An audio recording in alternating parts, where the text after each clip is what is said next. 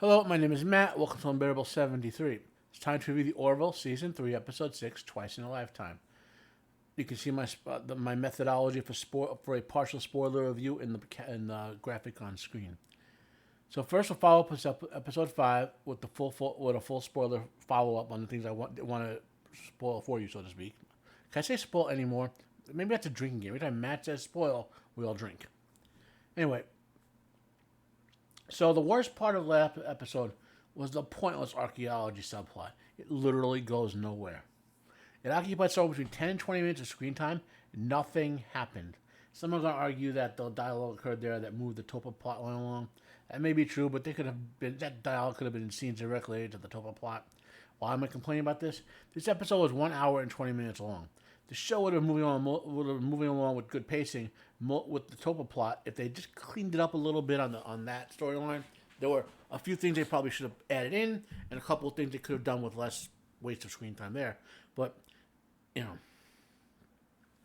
was fairly obvious that the archaeology plot was going nowhere. Halfway through when you've seen it, you just knew that they didn't care about it. I mean the showrunners, not so much the actors or whatever. On to the meat of the episode. Honestly, there are very few points to bring up in the full spoiler follow-up, so I'll just go through them real quick. Despite the fact that Boris and Mercer bring up valid points regarding the Mocklin reaction, there's no follow-up after the surge with how the Mocklins are going to regard Topa and Boris. Neither can ever return to Moklis. Boris defied the Mocklin tribunal ruling.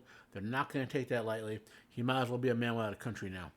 And Topa, well, we saw what the Mocklins were planning on doing to him, assuming he had become a her again, on that planet, all the Mocklin females from, I believe it was last season.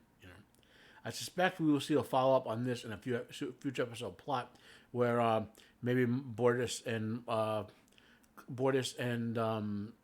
have to become residents of that refugee planet, and then maybe Clyden goes through some sort of personal growth or whatever.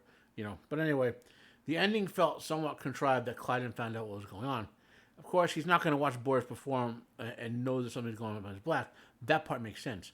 But how he found out about that and was there to show up in the sick bay, like, was there some sort of, Clyden alarm or whatever, And Isaac should have sealed that door.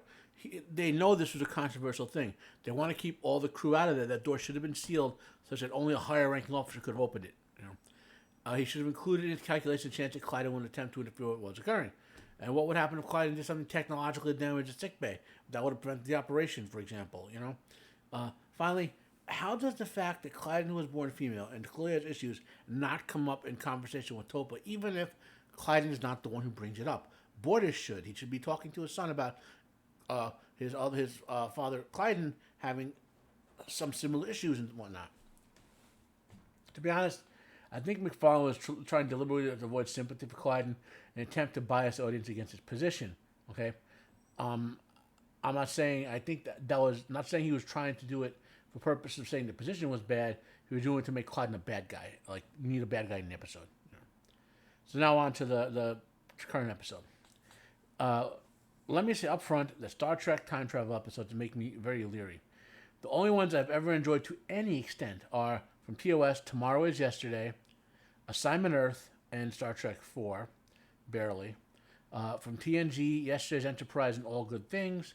From DS9, my favorite time travel episode of Trek, Trials and Tribulations, and The Sound of Her Voice.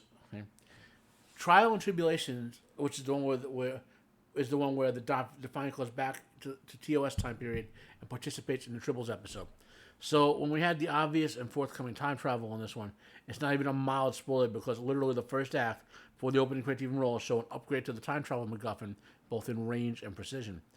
It's also foreshadowing who will be sent back in time when Malloy walks in on the meeting and wants a sandwich. Now, right up front, I want to commend McFarlane for taking time travel seriously. The Union obviously had some experiences with it. They have a hard set of procedures already. In a conference with Admiral Perry, he immediately orders the MacGuffin to be brought to a secure base. Yeah, I know what it's really called, okay? But it's a MacGuffin, My question here is, why is experimentation even allowed at any place besides either a secure base or very close to a secure base? The station is named Savik 3, which is clearly an homage to Lieutenant Savik from Star Trek 3. I don't recall if this was the first episode where they mentioned Dysonium.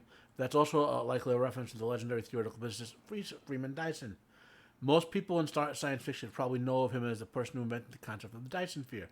He also made signature advancements in quantum mechanics, nuclear physics, engineering, condensed matter physics, and many other areas, which is likely why an element needed for the function of the quantum drive is named after him. Admiral Azuna arrives, leading a fleet to escort them to Savik 3, and that's when all hell breaks loose. When they arrive, there's nothing but a debris field. Shortly thereafter, the Kalan emerged from the quantum drive and began attacking the fleet. The space battle was good looking. I wish they had cut 10 minutes out of the episode and budgeted into this episode more space battle. But sadly, it's more of an afterthought. Now, let's take a look at a matter of fact. So, would you rather have 10 minutes of this, 10 more minutes of this, beautifully rendered space battle? Everything they do in the Orville in space is great this season. I'm not going to show the whole. I'll skip forward a bit.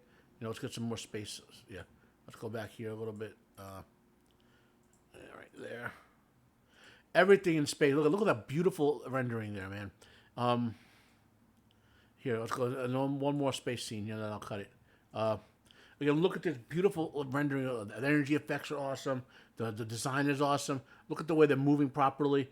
It's just beautiful. They really, really, really need to highlight more of that in this show, I think. Space battles are where it's at, so to speak, But would you rather them cut 10 or 15 minutes for this pointless archaeology plot last week and put 10 more minutes for space battle in here? I think we'd all agree 10 more minutes of space battle would have been cool. The Kalons somehow know about the MacGuffin and want it. That's a plot hole to me. They threaten that if the Orville doesn't give it up, they will be killed. Mercer countered they will destroy the device rather than let it be taken. Now, this seems to be an interesting conundrum that Mercer presented the ruthlessly logical Kalon. Do they want the device above all considerations? The Kalon make their choice and attempt to board the Orville, clearly saying, well, we'll take our chances trying to board, Now, here's where inconsistency comes in. First, Murder orders Callie to go to the science bay and destroy the MacGuffin. On one hand, her physical abilities and knowledge due to her role as a security officer means she has a good chance of succeeding even if they are boarded. On the other hand, her best role would have been preparing to repel the boarders. But fate intervenes, and the blatantly stupid Callie gets seemingly wounded or put out by damage to the ship, though she's fine and fully functional a couple of minutes later. So Malloy volunteers. Now, why would Mercer, another inconsistency, send not only his chief pilot, but the best pilot in the fleet away from the bridge when they're going to attempt the breakaway?